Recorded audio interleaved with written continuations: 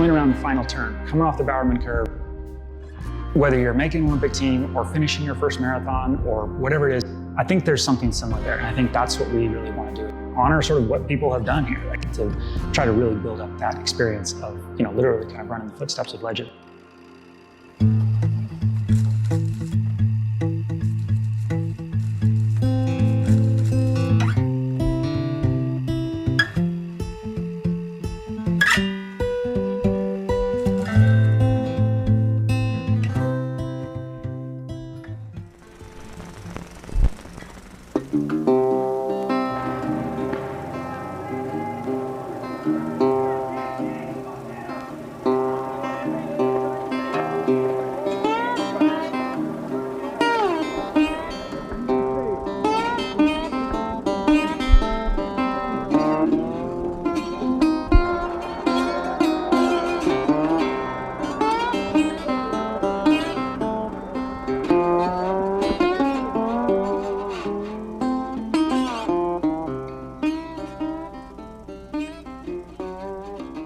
Hi, I'm Jacqueline Hansen, and I'm probably best known for being a two-time world record holder in the marathon and having won the Boston Marathon and the Nike OTC Marathon, actually a total of 12 marathons out of my 15 competitive ones. The Nike OTC Marathon in 1975 would have been my fifth marathon and my fifth PR in a row and my second world record. I chose to go to Eugene for this one because I had the assurance that it was going to be fast, flat, cool, like all the perfect conditions. And I knew it was going to be accurate because I was told it was like a dress rehearsal, as it were, for the 1976 men's Olympic trials. So I knew it would be accurate and I knew it would be fast, and that's all that mattered. It was completely effortless. It was euphoric, and I actually felt like no time had passed. Kind of like when you come out of anesthesia and you wonder when they're going to begin surgery, but they say you're done, you're in the recovery. You go, wow, where did the time go? It was kind of like that. But at the very same time, very clearly remembering my splits, my water bottle, the cheering, I will remember every mile very clearly, but at the same time, it was like no time had passed at all.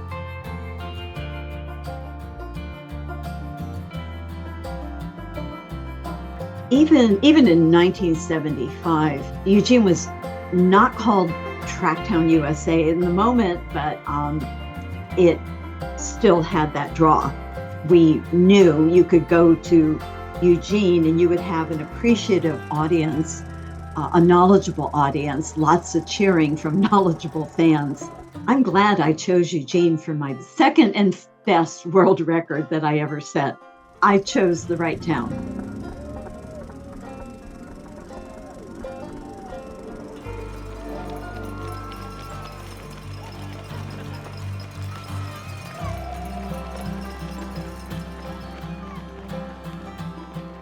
Prior to 2007, when the Eugene Marathon as it currently exists started, there was not a marathon for a number of years. And for a long time, there was not at least a premier sort of marathon here in Eugene.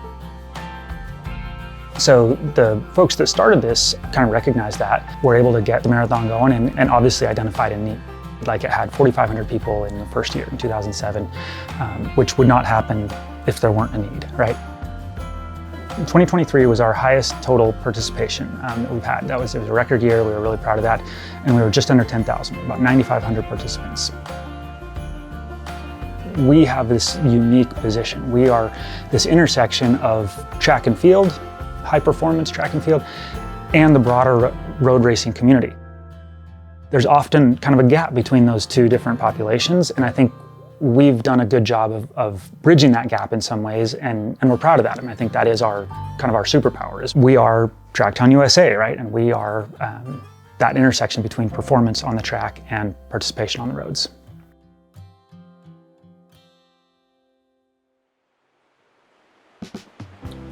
For Eugene, there's just Something really special about running here in such like a historic running place, being a really big running fan, it's on the top of my bucket list. Across all the majors and everything, I just have to include that with it. So I made the Olympic team in 2008, finishing on Hayward Field. It was really, really special. It would have been special anywhere, right?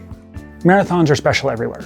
It's not to say that ours is more special than someone else's, but I think that experience that I felt and that a lot of people get to feel on the track of coming around the final turn, coming off the Bowerman curve, whether you're making an Olympic team or finishing your first marathon or whatever it is, I think there's something similar there. And I think that's what we really want to do, is give people that opportunity to feel that, to feel like what they're doing is a really big deal, because it is.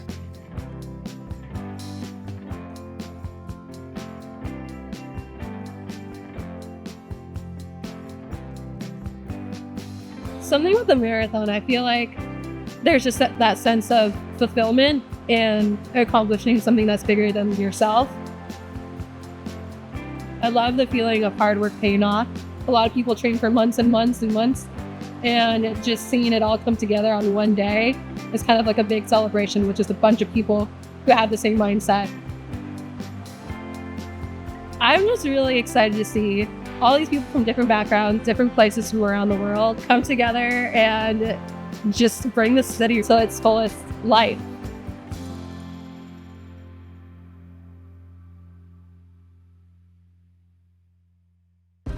I hope that everybody runs in or walks into the stadium, into Hayward Field, and gets those kind of goosebumps, gets that feeling of like, whoa, this is cool, right? And it's partly because you're running into this big stadium that's grand and fancy and all that, and part of it's that like this represents, the finish of something that you've worked really hard for. Nobody's gonna finish the Eugene Marathon and not feel like there's a bunch of people there cheering them on, supporting them, right? There's gonna be a whole crew at the finish line cheering you on with your finisher's medal. You're gonna walk up, you're gonna get pancakes, you're gonna get your beer, you're gonna get all that stuff.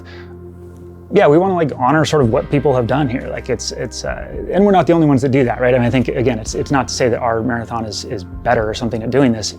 That's our way of doing it though. Our way of acknowledging that is to try to really build up that experience of getting to, literally kind of run in the footsteps of legends.